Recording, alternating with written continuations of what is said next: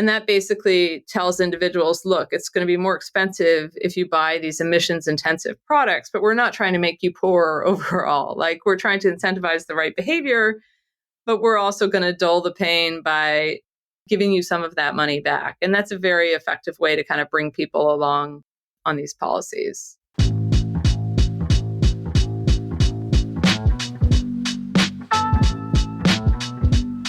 Welcome to Policy for the Planet, a new bi-monthly podcast exploring the global response to the climate crisis. I'm Monica DeBoll, a best-selling author and senior fellow at the Peterson Institute for International Economics based in Washington, D.C. My work bridges the fields of economics, science, public policy, and public health, all under an international lens. In each episode, I speak in depth with experts to understand how governments are responding to the monumental challenges of the climate emergency. We'll unravel the complex trade-offs of different policy choices to steer us towards sustainable practices and public well-being. Welcome to the conversation.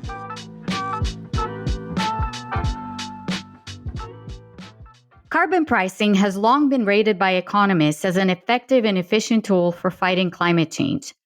Many governments around the world are turning to carbon taxes and market-based approaches like emissions trading to reduce greenhouse gas emissions. And these systems have worked. Yet, one country remains notably absent from this global trend: the United States. Why is carbon pricing so effective? How can governments implement these policies while protecting vulnerable populations? These questions are more urgent than ever. The week following the recent U.S. election, we examined these questions with Kimberly Clausing, a non-resident senior fellow at the Peterson Institute for International Economics. Kim holds the Eric M. Zolt Chair in Tax Law and Policy at UCLA and served as Deputy Assistant Secretary for Tax Analysis in the U.S. Treasury Department during the Biden administration. Her research on taxation and global economic policy has informed policymakers worldwide, and she'll help us understand the challenges and opportunities we face today. Hi, Kim. Thanks for joining us and welcome to the show. Let's dive in. Talk to us about carbon taxes. Can you define what carbon taxes are and why they're a good policy tool? And what's the United States currently doing in terms of carbon taxes? Thanks so much, Monica, for that question and for having me on your podcast.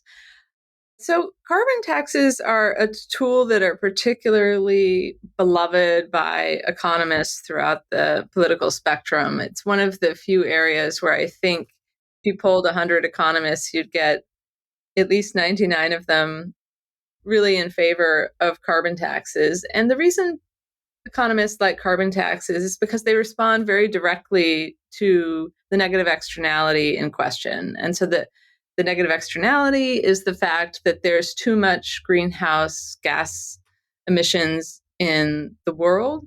And effectively, by charging a price on carbon, you incentivize every actor in the economy to use less of carbon in what they do. And they may not even know they're being incentivized. So if you buy a plane ticket, it'll be more expensive because it will price the carbon in the aviation fuel.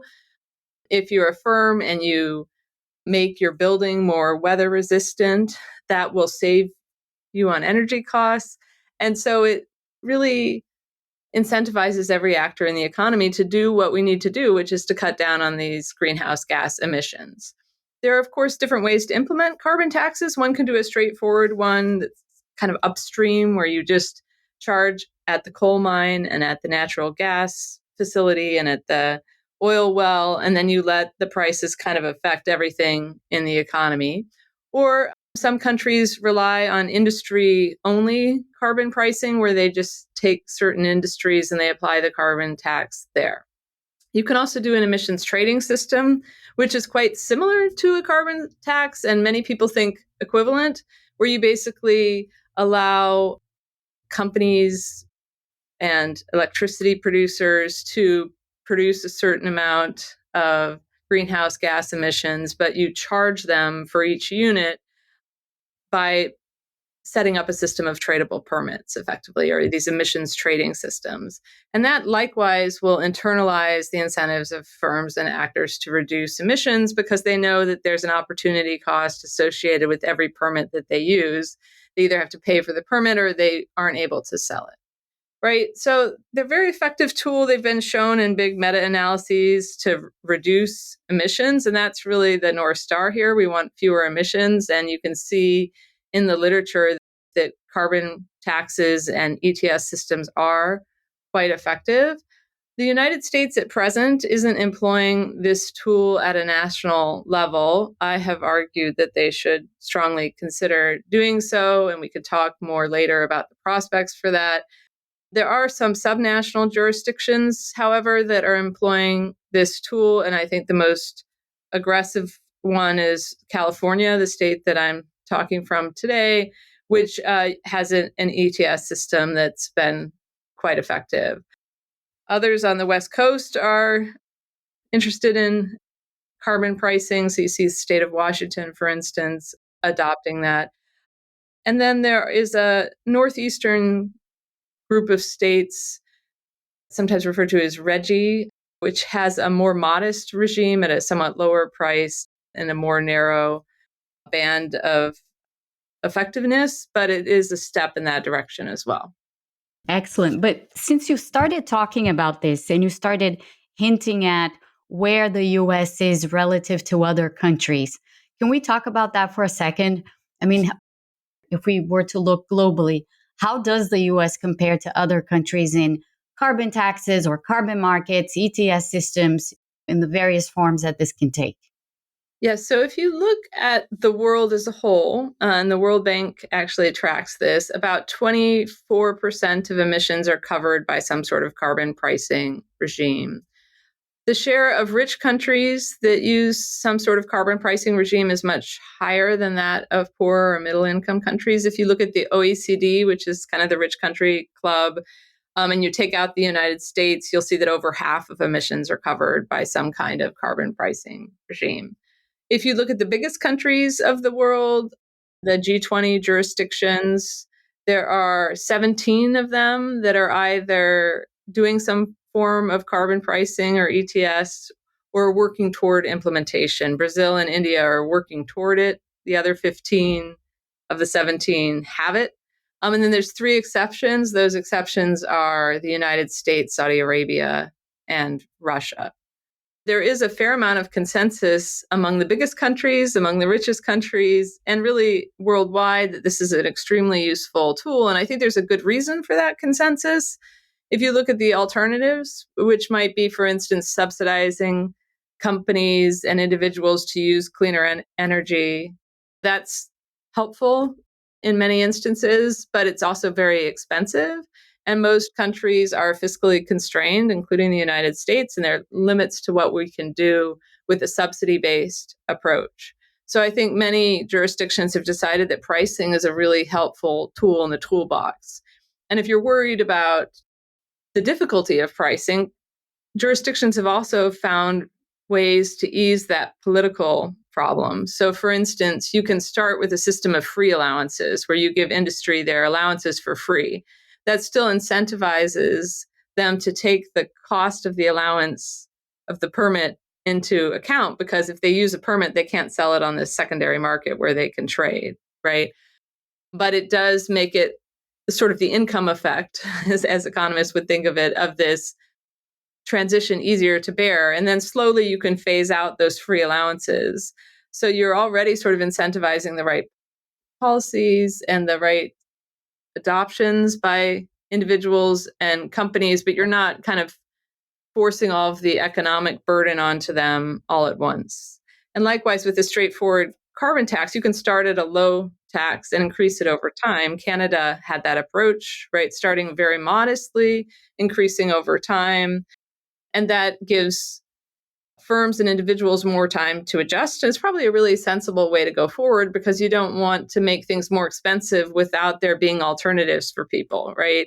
And the price itself will incentivize the development of alternatives, right? And so as things get more expensive, there will be cheaper alternatives to turn to, like wind and solar and nuclear, that will dull the impact in people's pocketbooks of the higher carbon price. And there are other ways, by the way, to dull that impact too. Jurisdictions have been quite successful refunding some of the carbon tax proceeds back. In California, you get rebates on some of your utility bills. In Canada, they do some refunding there too. And that basically tells individuals, look, it's going to be more expensive if you buy these emissions intensive products, but we're not trying to make you poorer overall. Like, we're trying to incentivize the right behavior, but we're also going to dull the pain by giving you some of that money back. And that's a very effective way to kind of bring people along on these policies. Yeah, absolutely. We economists love carbon taxes. What about people? What about the people who are affected by them? Yeah, so there can be political backlash. And I think that we've seen some of that in the Canadian case as an example. I think what is really endemic in policymakers, what I think it's really important for policymakers to consider when they're implementing these carbon taxes or pricing regimes are ways to make them more palatable to people by pairing them with other things that people appreciate. So, for example, we're about to have a big tax reform debate here in the United States. You could imagine telling people that at the same time their taxes are going to be cut in this, that, and the other area, their taxes might be increased in this particular area. And so they'll come to pair this idea of tax reduction with a more green pricing system. That might be a little hopeful for the United States, but you can see other places where they've earmarked the use of these funds for popular spending, where they've earmarked these funds for popular tax reductions. And those kinds of pairing, I think, can make this policy tool far more palatable. Another way that you can make it more palatable is by effectively addressing the fee at the industry or corporate level. You can sort of say, okay, we're going to start with firms, we're going to have the firms pay this. And of course, as we know as economists, the incidence of a firm-based tax can often end up in the hands of consumers, right? But if you're taxing the aluminum sector and the steel sector and the cement and chemicals and fertilizer sector, most of us don't kind of go to the store and buy those products, right? So by the time those products affect the prices of our groceries or toasters or the things we're buying that might have a little bit of metal or a little bit of fertilizer in them, right? The price impact will be quite a bit smaller, right? And at the same time, it will incentivize new technological adoption in those industries to make fertilizer and aluminum and steel in a more carbon friendly way, in a greener way, right? Is it fair to say that for governments that are implementing carbon taxes, in whatever way they do it, the revenue that comes from these taxes will not necessarily accrue to the government for the government to use in any way it likes, but rather there's going to have to be something tied to that revenue that implies a compensation mechanism for the consumers and everyone else who is affected by these taxes. Is it fair to say that? Yeah, I mean, I think there's a lot of room for in between approaches. So, for instance, I've done some work on the possibility of a carbon fee in the United States. And if you start with a relatively small one, like $15, and then you accelerate it over a decade to 65 and then increase with inflation thereafter. If you take that, that's which is pretty modest if you compare to prices in Europe and elsewhere. If you take that very modest carbon fee, that'll generate about $600 billion in revenue. Or if you don't rebate at the export, since we're such a large fossil fuel exporter at this moment, it would be more like $1 trillion. Mm-hmm. That's a lot of revenue, right? So how do you use that revenue? I don't think you need to use all trillion or all 600 billion and just hand it back to consumers in the form of an even per capita rebate. I mean, that's one possibility, and I would be wildly happy with that too. But one thing you can do is you can sort of say, okay, well, we're going to take the price impact and we're going to make that go away for consumers. So, for instance, the fee I just described, if you layer it on top of the clean energy investments that have recently occurred through the Inflation Reduction Act and the infrastructure bills, because you already see that energy costs are kind of coming down due to some of these subsidies.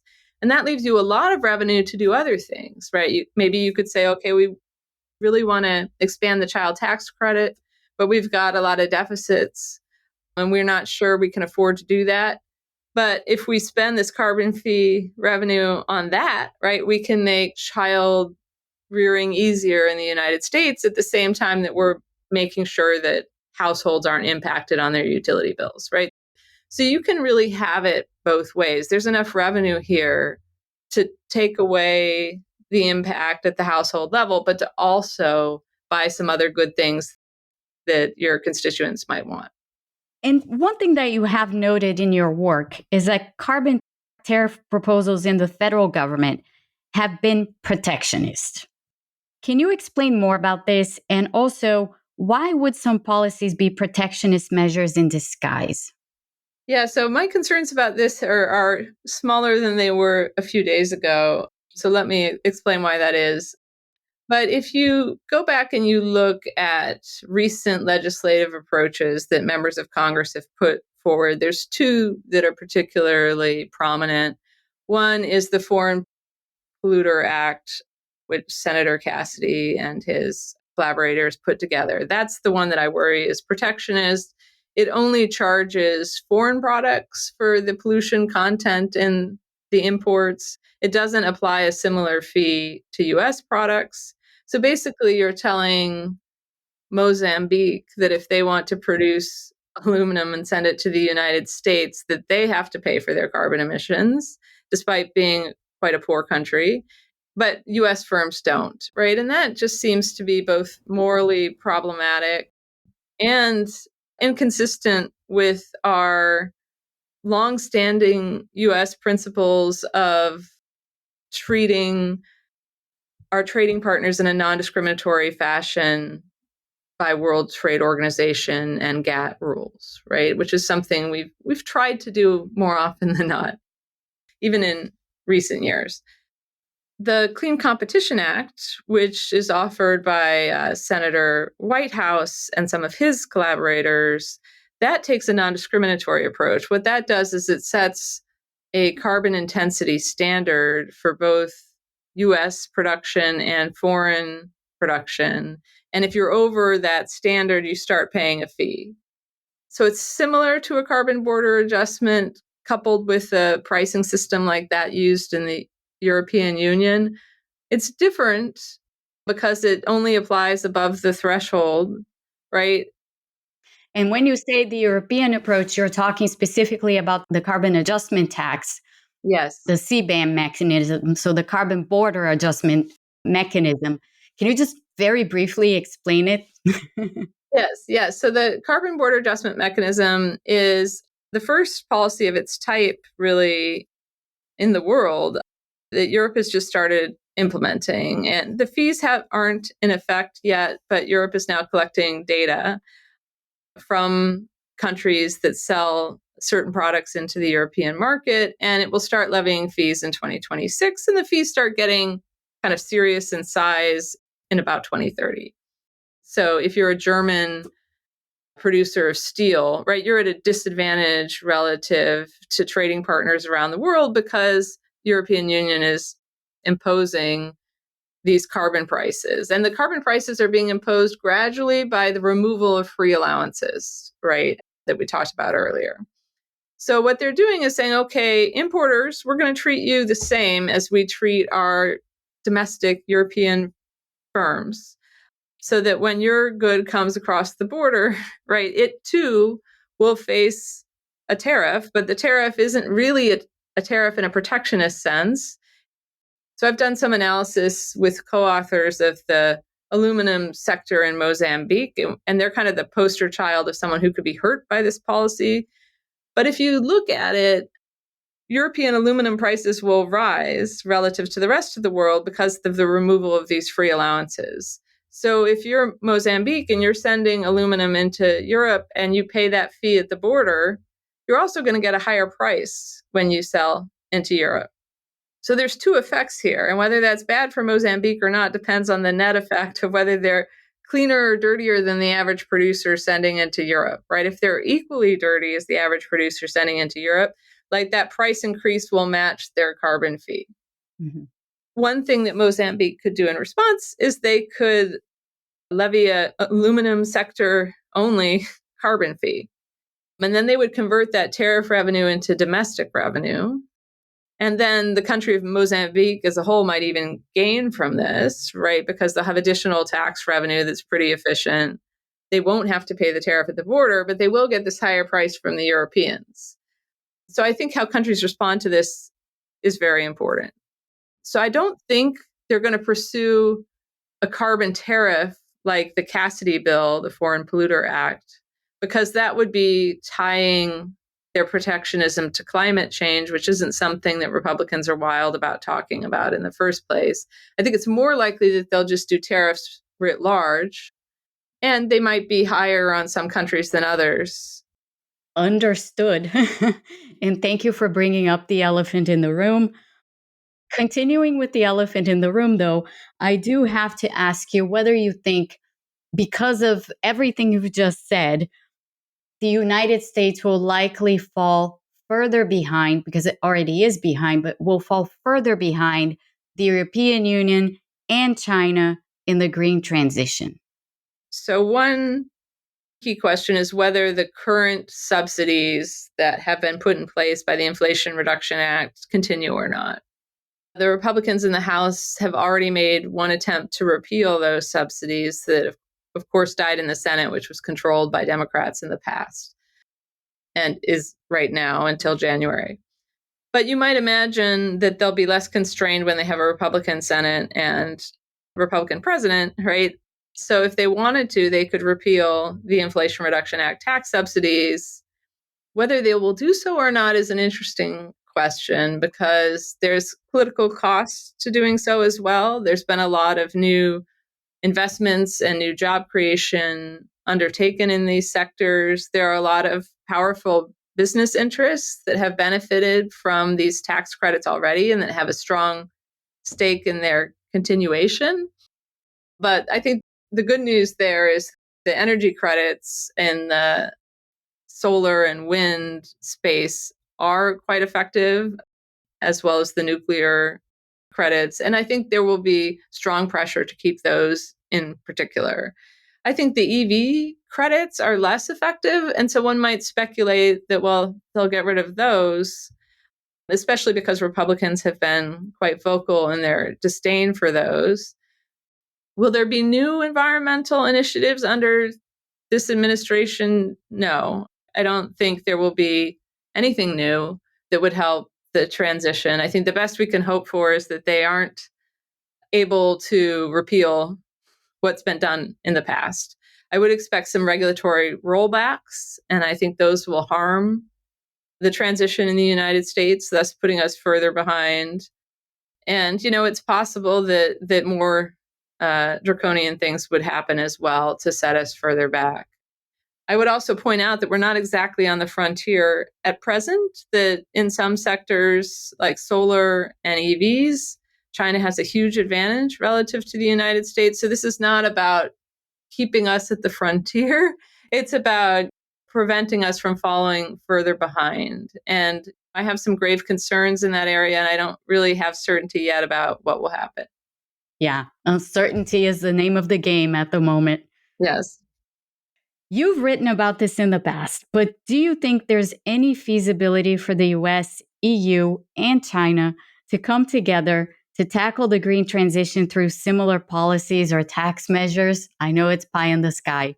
Yeah. So I don't have a lot of optimism regarding the United States as a reliable participant in global cooperative efforts over the next 4 years. I just don't. I think that doesn't mean that we won't come back, but you might also wonder, if you're Europe, like how reliable as a partner is the United States? Can we count on them if every 4 years they reverse what they're doing?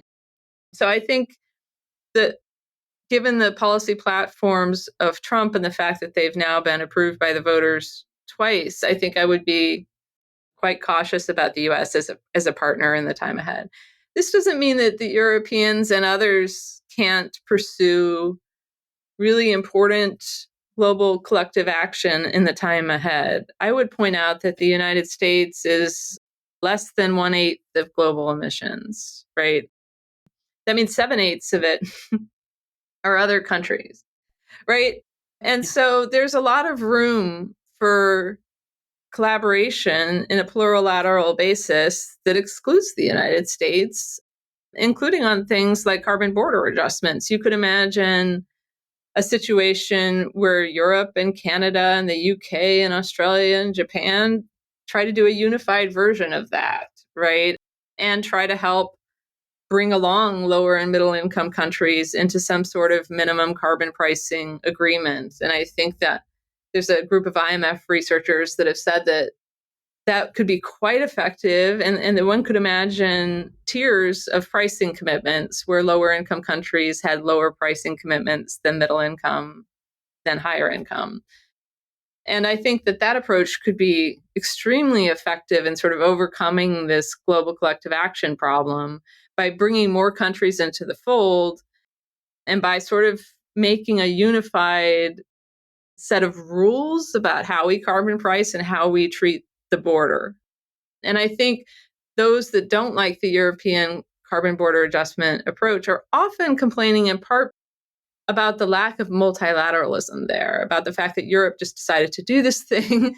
And now there's all this confusion about what are the consequences of that. But if you imagine kind of moving that starting point into a more multilateral sphere, kind of like recently occurred with the International Tax Agreement, where there was a broad consensus that we needed to do better at taxing mobile multinational company income. And eventually, like most of the countries in the world, got on that bandwagon. I can imagine something similar happening in this space. I can't imagine the United States taking a leadership role. And I don't think, frankly, that China is well positioned to take a leadership role in this area either. But I do think the European Union and its partner countries, including the UK, Canada, Japan, Australia, and the broader coalition around the world. Brazil has been quite interested in this area as well. I think that group could make substantial progress at the Brazil COP, for instance, and sort of suggesting a way forward that doesn't rely on US leadership, but that kind of relies on the rest of the world to realize, hey, this is a big global collective action problem. We can work together without the United States, and we can put pressure on the United States to either follow our joint set of leadership here or to face the consequences, right? And then if we get a friendlier US government down the road, which one hopes for, right, then they can join an existing effort. They won't get to shape it. They might have lost that opportunity, but they'll get to join it and influence it from that path forward. So I think that's what I'm hopeful about, is that there are a lot of other countries that are moving in this direction successfully. And if we're lucky, the United States joins again down the road. Well, Kim, thank you very much. This was a fascinating conversation. I learned a lot. Thank you for giving us your time. I really enjoyed talking with you. I hope you liked it. I had a great time. Thank you so much for having me on your podcast.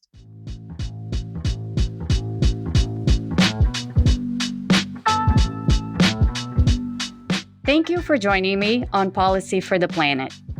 Have a question or a topic to suggest? Email me at podcast@piie.com. I'd love to hear from you. Don't forget to rate, review, and subscribe to Policy for the Planet today so we can keep this podcast going.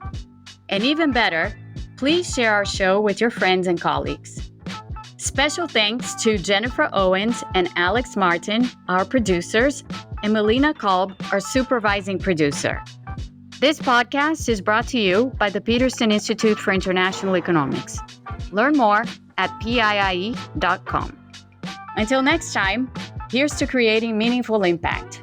Stay motivated and stay curious.